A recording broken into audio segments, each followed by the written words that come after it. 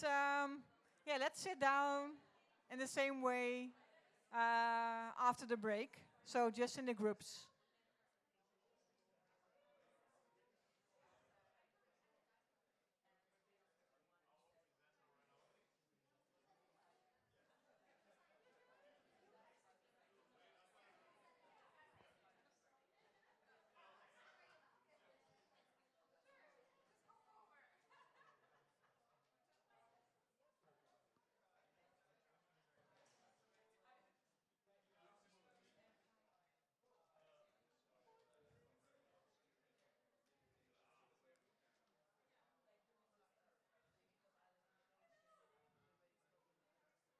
We have a little bit and half an hour to go before we have a small surprise for you. For the ones that are interested, they can visit after this session the Hamilton House and the Hamilton Park, if you want to. One of the founders, of course, of the United States. So what we will do, if you want to go, we will have 3 buses available to bring you to the Hamilton Park, where you will have a guided tour for 30 minutes. And after that, the buses will bring you right away to the port, where you will be back by boat to St. Kitts. So that's the first option. The second option is, if you don't want to go to the Hamilton Park, you can go straight away by bus to the port and go back to St. Kitts. So that are the 2 options after this event. But we're not there yet. So now, since you all worked very hard on the different presentations, we're going to learn from each other on innovative financing models. And I'm going to ask group number 1 first to present. Who?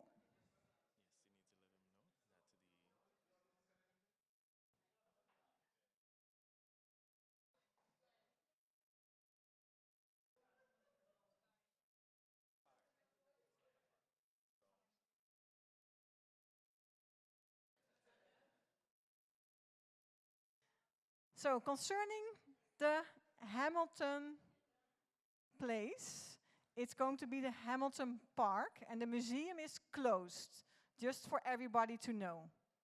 So you can see, but you cannot go into the museum, just for you to know. Yeah. Group number 1. Are you going to present? Yes. Shall I give you the mic? Good afternoon, everyone. My name is Nelson Staples, and I'm representing group number 1. And we were looking at development funds. And what we looked at in development funds, get to my notes, we looked at 3 areas: climate resilience, health, geothermal, and non-water infrastructures for SNIJ. The objective in these areas was to build climate resilience. And some of the areas we looked at were vulnerabilities. Also, we looked at what should be the criteria to accessing these funds. My good friend kept highlighting that this approach should be a demand-driven approach. And by conducting this demand-driven approach, we looked at filling the data gaps. And how should we fill these data gaps? Is to do surveys and to fill these data gaps. We looked at the demand side versus supply side. So we looked at community needs for the demand sides and availability of finance. We also looked at legal and policy framework for the fund, and especially for the disbursement of funds. And what will be the disbursement for the funds? We looked at the vulnerability indexes based on exposure to climate and risk. We also looked at some tools for climate vulnerability, populations, and per capita needs. And for the projects, we look at the project readiness. So if your project is ready to get funding, we look at those projects first. And by wrapping up, we also looked at the key areas of focus for the financial model within the health systems. And then we looked at the geothermal and renewable energy needs. We looked at water and food security and equity and inclusion. And for wrapping up, we looked at monitoring, evaluation, and impact tracking. Thank you.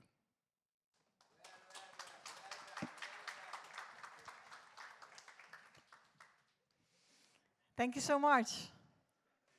Is there a question, maybe? No? All clear? Then group number 2, who is going to present?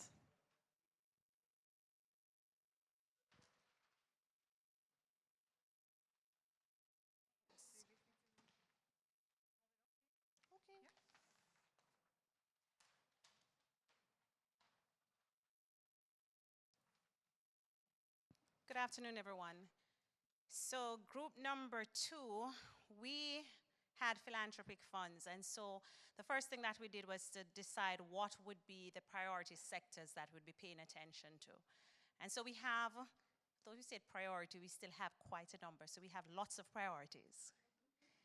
Agriculture, food security, sustainable energy, and efficiency in terms of adaptation.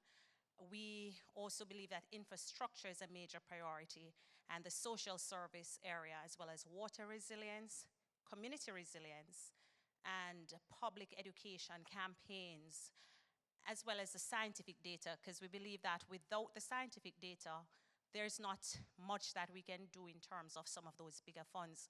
If we're looking at things like the green areas, if we're going to be looking at the biodiversity aspect, or if we're going to be trying to do things with regards to some of the other ocean elements, we're going to need the scientific data to be able to not just rely on gut feeling, but to say this is in fact the case.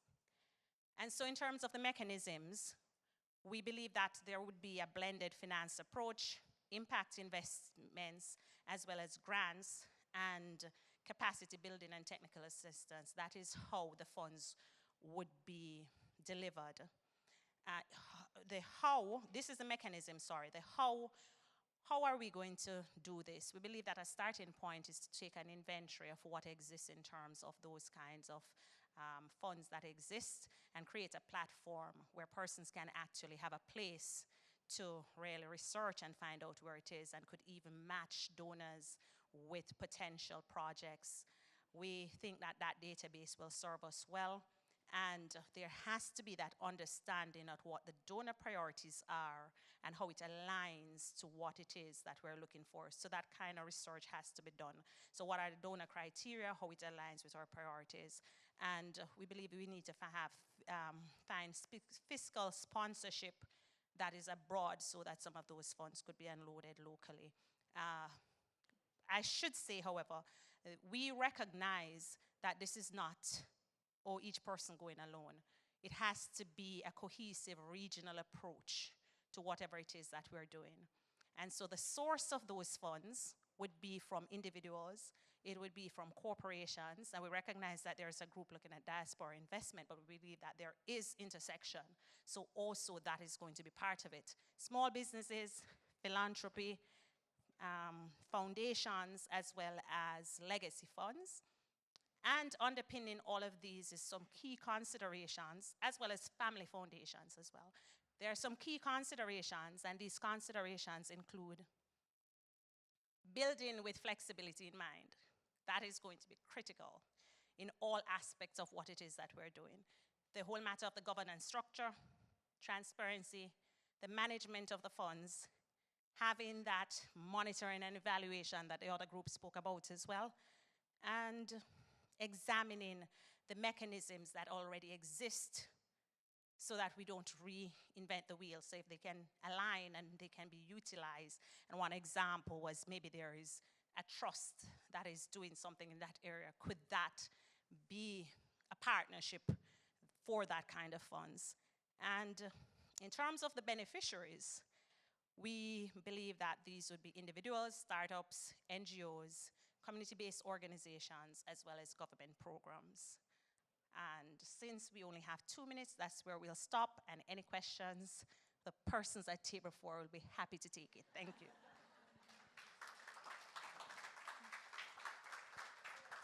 Thank you very much. Are there any questions? No? Group number 3.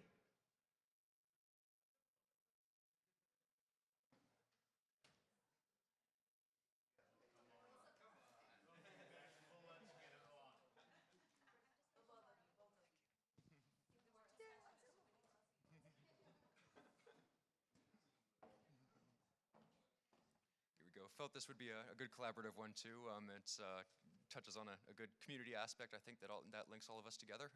We were looking at private financial models, but also wanted to do so through something that's important and intimate to all of us, which is food. So we were thinking about how to build sustainability and financial security and stability into food systems, and feel again that investments at the base of food production are really going to be crucial for this. Investments and interventions in providing capital investment to start farming processes is going to be really necessary, but also to secure market security with respect to getting products to market at a sustainable and trackable rate will really be significant for further financial de-risking mechanisms later on. What that will really entail is predictability and consistency and focus on enhancement of quality of product too. In local markets, of course, in islands, we know that we import the vast majority of our food, and as a result, we suffer in quality intervention there too. In producing a lot more of our food with a shorter supply chain, that we also have a lot of co-benefits that we can tap into as well across health metrics and local industry, as well as reducing export of localized finance. But think as well that these kinds of interventions in bolstering the strength and resilience of systems can really drive forward some degree of institutional change in how we look at financial mechanisms that say that this is in fact a good and secure investment. We see that there is a great potential for enhancing return in agricultural spaces too, in supply chains that are unique to small island states, and that those really can, at scale, locally start to offset dependence on import and create a lot more economic circularity in local economies. Now, I've brought my dear friend up here as well because I'm sure there's a whole bunch of other things that we talked about that I'm missing out on right now, but if there's any really pressing ones, be on it while I consult some other notes. I really don't know what he's missing out on. Save and accept. I think it needs to be an interrelationship between all of the different sectors, between the government, our technical assistance, risk insurance, as well as the banks, so that we can de-risk it. So for banks especially, we look at what risk is attached before we even lend to a project. But if it is that we have the government's backing in terms of maybe a grant at first, an upfront grant, then we have insurance that is also coming into play, and you have the technical assistance, building that capacity within our farmers. That is de-risking the projects, de-risking the banks, and therefore you can actually lend to these projects up front as well. And those will as well build a lot more kind of predictability of supply and consistency of understanding of what quality metrics are involved there, which lends itself to better data collection and the impetus basically to do so, and enhances value chain maximization across food systems, but also has various other interlinked co-benefits with better land use, with better healthcare systems, with better financial stability as well, and also makes these things a lot more palatable for financial industries to look at as the conscious and necessary investment that we know them to be. There are a lot of interventions basically that we can take on democratizing access to capital and infrastructure. And something perhaps that we didn't necessarily talk about at length there would be maybe developing in similar service models of providing agricultural capital to farmers as well as a service-based model instead of everybody having their own plow or tractor. By the way, tractors are very bad for your soil. Don't do that. So lots of other things we can do to engage a better profit margin out of agriculture today, which is really going to be necessary, but also looking to a better appreciation of what quality agriculture and quality food systems looks like is really a really crucial intervention across all of our economies that we're going to need. So, is that?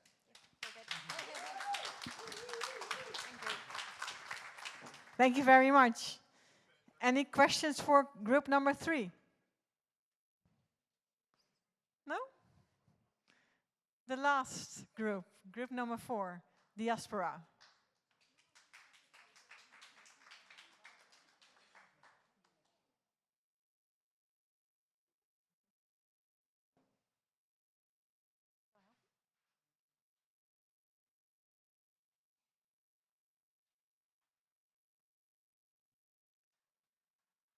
We are group number 4, and we are the daring diaspora denizens. So we had several ideas that we dumped: social stock exchange, credit union disaster insurance fund. We had idea of mortgage finance, because that deals with when your house gets damaged, some kind of insurance on mortgage insurance fund. We had a receiver bill company idea that would address the issue of the farmers who have this financing gap and also help them if there's a disaster. We had a money transfer company. What if we could compete with Western Union? And then something like a infrastructure green schools challenge fund project, because diasporas tend to be organized around their passion. So a lot of diaspora organizations in the US and Canada for sure, which are more new diasporas than say the UK, are organized around their alumni. They're organized around their hometown, some of them. Some of them are organized around also healthcare and medical missions. So we kind of stuck to those. And then a few of us are doing work around economic empowerment, small hotels, etc. So we had a very difficult time making a choice. So we said, what if we could combine? And so we combined this into the concept of a the Impact Investment Fund. And this would begin with the brilliant idea of tapping into our high net worth individuals. We feel there's some Caribbean people who are doing quite well, and we'll ask them for a donation to capitalize, let's say, a seed fund against which this non-profit investment, impact investment company foundation would be able to go out into the US context in a way and create a call for small community impact investment notes, such that the likes of those of us who are the raffle buying, fundraising after a disaster, high school alumni giving donation crowd. So they spend between, let's say, $50 and $250 on average a year on their little project for a school or a hospital or something. We would now have, this company would go out and be able to raise capital. What we want to do is begin to test and educate diaspora who are working in middle class diaspora, not high net worth individual, so they're not accredited investors. So this is an impact investment fund that's not the normal where the owners are going to make $1 million. No, this is a non-profit impact investment fund, and the return on investment would be very small, could be like 0.25%, but again, people are doing it for feeling good. And then we realized that, but the problem is many people at the table had experience of trying to raise money, and raising money is very hard. So we have to have something sexy to attract people and to deal with the lack of trust and whose name is attached to it. So we thought about, what about some, I would call some brand name people of the St. Jamaica, some top honoris people.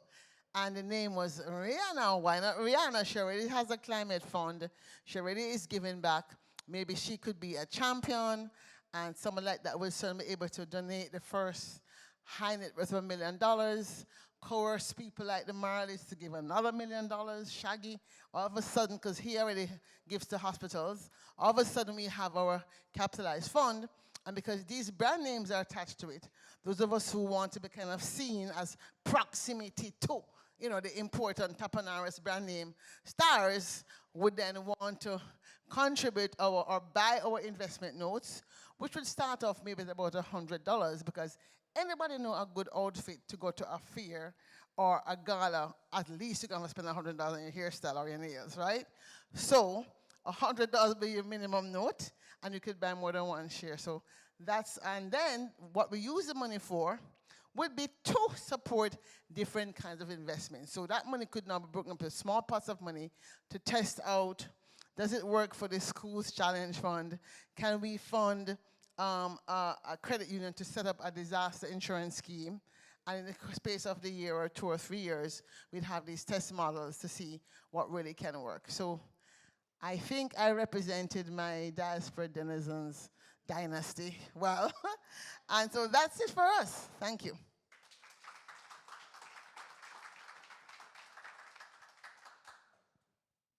Thank you very much. Let me.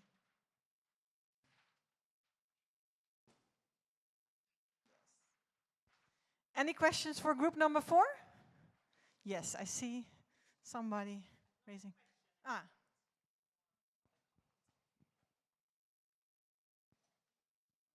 So I think Claire spoke about a school challenge quiz, and it's just an idea as you talk, and we have been talking about making sure that we don't leave the youths behind.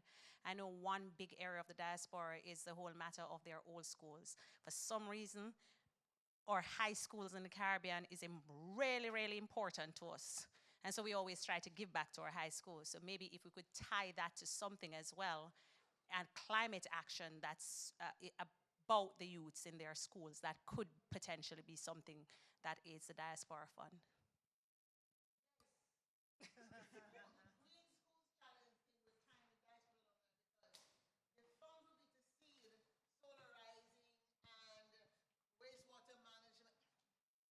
So we use it to things like solarizing the schools. So if we had, let's say, 20 high schools, now you have a microgrid that supports the school. Not only are you just solarizing it, you're using it to also teach the principles of managing a solar energy microgrid system. Now, if the country already has a relationship where you could sell the excess, the project becomes like a mini microgrid, sort of a cooperative or collaborative project. So we're changing the whole model of how things are owned and creating these new ways of dealing with some of the challenges. So we really saw it as not just giving the school the solar. No, no, no, no. It will be a micro company that would be able to sell, or the school will be able to get money back from what it sells to the grid. Yeah. And of course, water for those schools that don't have water, and decent bathrooms and waste management systems. Thank you very much. And I think we conclude with all of us here that there is quite some similarities in thinking and also the topics, indeed. So I do think that we need a second forum, actually, James, to continue the conversations. And that also brings me actually to the closing. So I would like to ask both James and Eike to come back on stage and guide us through the end of the program with reflecting a little bit back on today, but also looking forward how we are going to continue this journey together.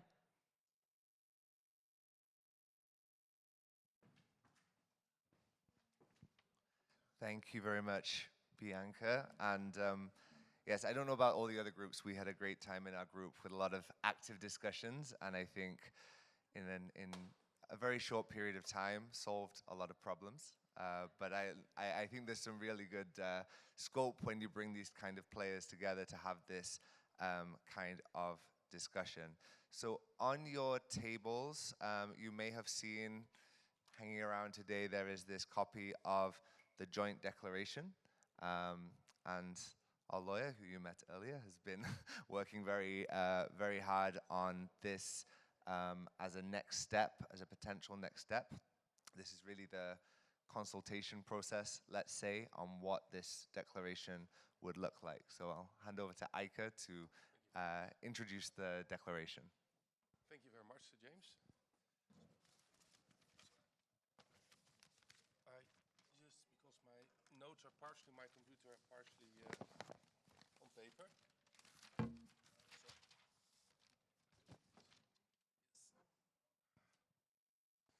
Okay, good afternoon. Thank you again. And also this part, also this part I will try not to make too legal. Inevitably, I guess the language of the draft declaration is a little bit legal. It's not of course, it's not the idea that we fully peruse through this text and or discuss this extensively. Just high level, we would like to take you through the text of the draft declaration.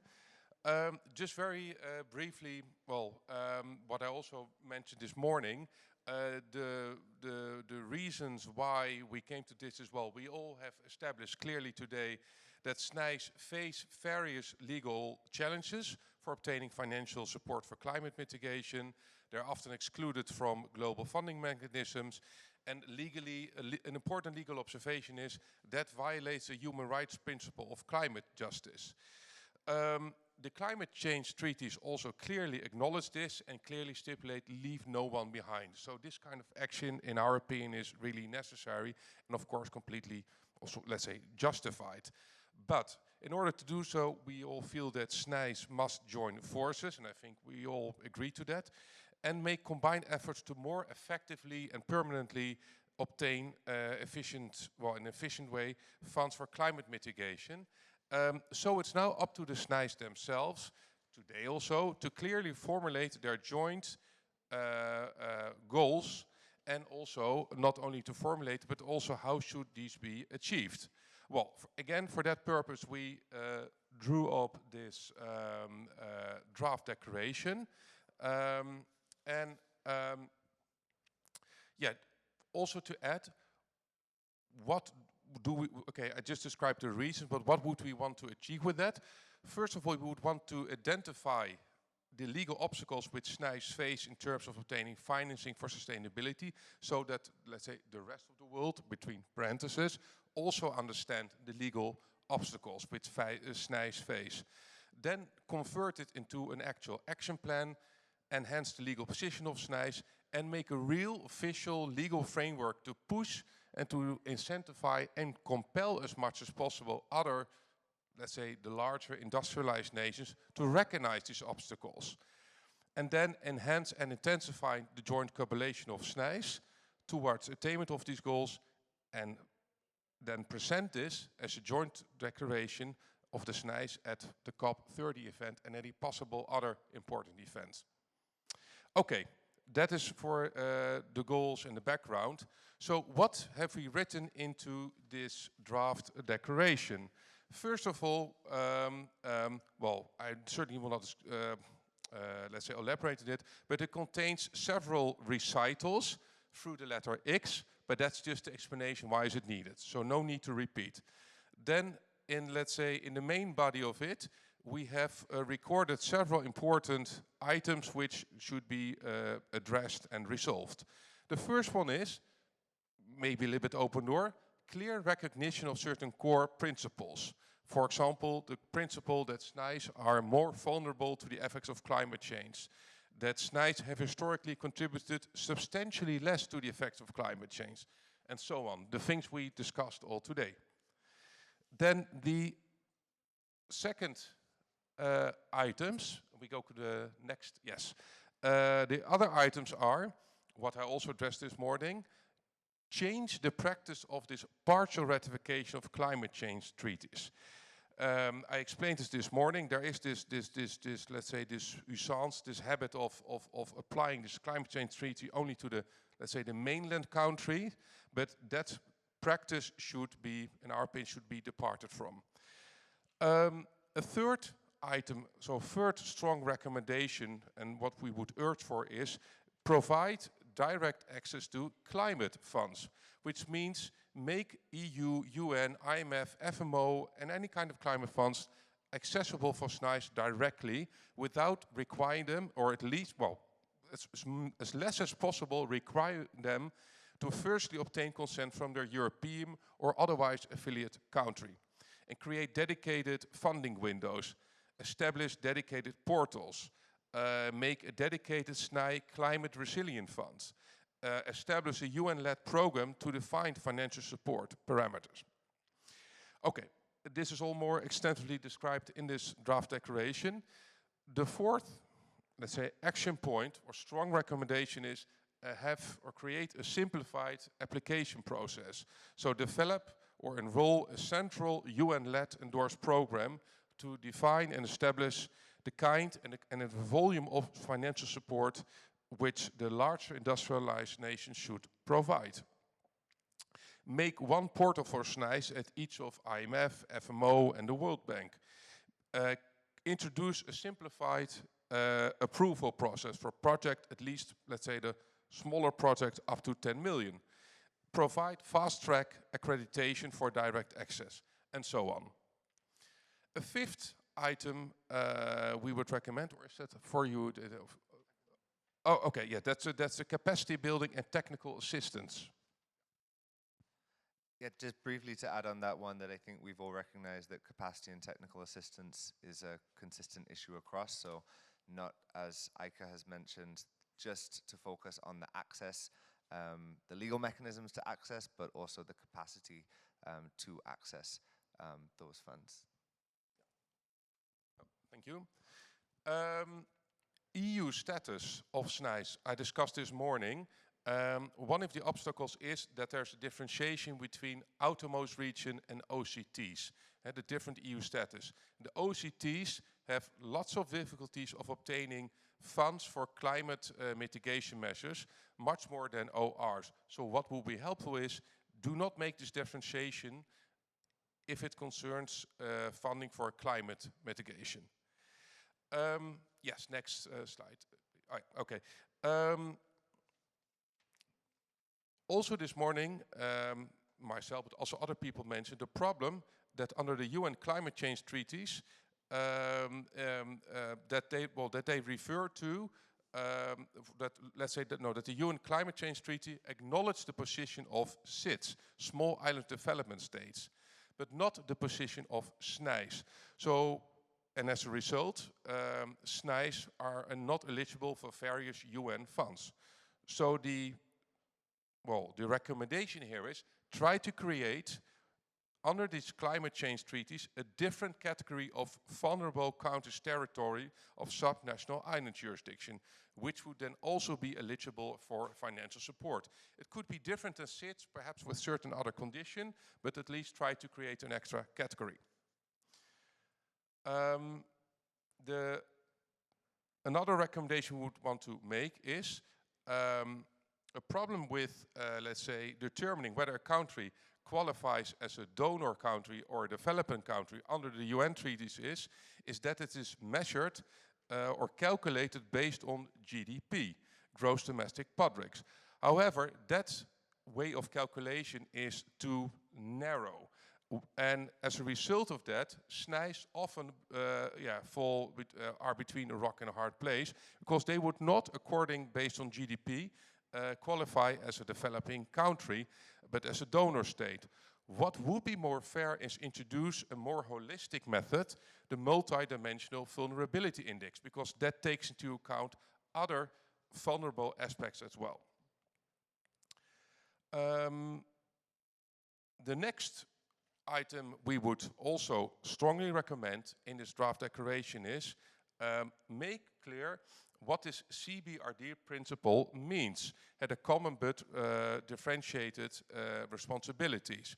Make a clear framework for applying these principles to SNIJ. So make clear what kind of different responsibilities will SNIJs have in terms of governance structure and capacity, and to what extent and in what pace would support from the larger industrialized nations be required. Then I'm coming to the next sheet, and that is a recommendation. Apologies, this sounds a little bit technical. You may think, what does it mean, expand WIM? But WIM is the Warsaw International Mechanism for Loss and Damage associated with climate change impact. So it's a special regulation created in the COP13, 2013 event, how to create financial support as emergency disaster relief for developing country. And that is the problem of this WIM. It's only for developing countries. And our proposal is to extend the scope and also make this disaster emergency relief available, perhaps to a lesser extent, but for SNIJ. The second point, the next point is for you. Yes, so number 11 is encouraging partnerships with international organizations, just increasing the integration with subnational island jurisdictions and participation in regional and international organizations. On that note, I was very pleased that we have our colleagues here from the Organization of Eastern Caribbean States, which I think has done a very good job of integrating the work with small island states in the Eastern Caribbean region, but also with the French and UK overseas territories. And I think there's a lot of room that can be learnt from the OECS's work on that. And then number 12 is referring back to the typology this morning, further identifying the different types and different challenges faced by different types of jurisdictions. There are as many shades of jurisdiction as there are islands, and so every island will have a unique challenge, but by categorizing and identifying some of those gaps and building together this coalition, we can then work to more critically identify the gaps and then solve those solutions. Thank you. Okay, then the last 2 points, research and monitoring framework. That's more practical too. Let's establish a dedicated research and monitoring framework to track SNIJ access to climate finance and to address the identified gap in data collection and consistency, and support academic research on SNIJ-specific climate vulnerabilities, and develop case studies highlighting successful climate finance application across different categories of SNIJ. And the last one is create, or let's establish, an expert committee on SNIJ climate finance, which should comprise academic researchers, policymakers, of course, SNIJ representatives, and climate finance practitioners. And the task of this committee should at least be reviewing implementation of these recommendations, updating SNIJ classifications as governance arrangements evolve, and develop best practices for climate finance. And what also would be helpful, of course, is that such committee would produce annual or biannual reports on the progress in the climate finance access of SNIJ. So that would, I think, encompass this draft declaration. And this is just a draft. So the idea is we will distribute it also to this group for further development and, of course, further input. So input to this is very welcome. If you ever think that's not feasible or whatever, critical input, any kind of input is very welcome. So thank you very much for your attention to this. So just to add very briefly that coming out of this event, we'll be working on the development of the Subnational Island Jurisdiction Climate Coalition, and that's really to emphasize the increased role of subnational and regional governments that is now taking place, whether it's at the COPs or in the climate conversation, and specifically to focus on the work of adaptation that needs to happen for most islands, because often the discussions around regions or subnational entities is very focused on mitigation. So following this event, we will be contacting everyone further on, as Eike mentioned, on the development of this declaration, but also on the coalition that will host this work. And again, a big thank you to the Special Envoys team and also to the government of Curacao that have really led on the development of this program. So thank you. I'll hand back to you, Bianca.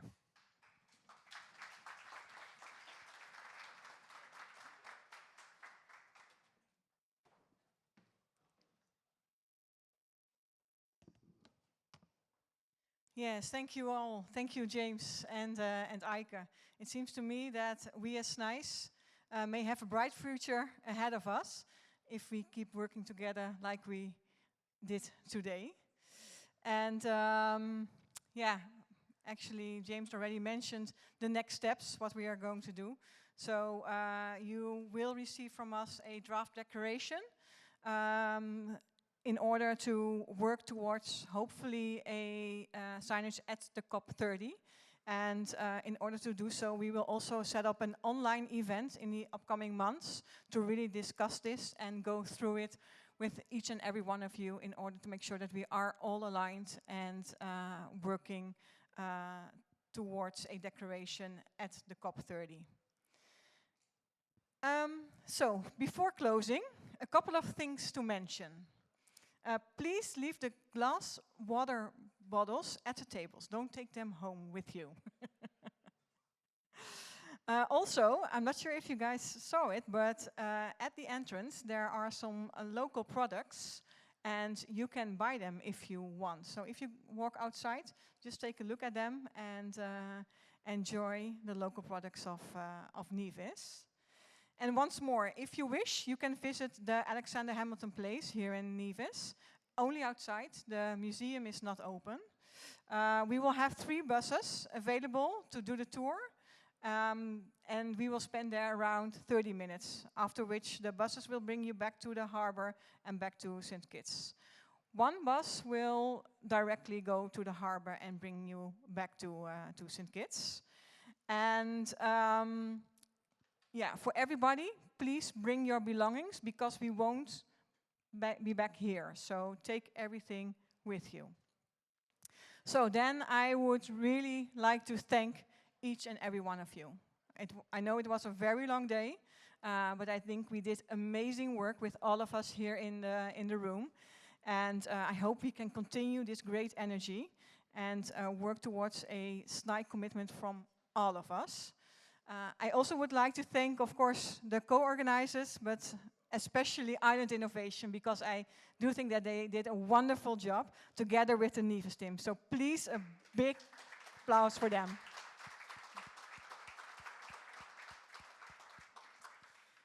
So last but not least, enjoy St. Kitts and Nevis and have a wonderful weekend and hope to see you soon.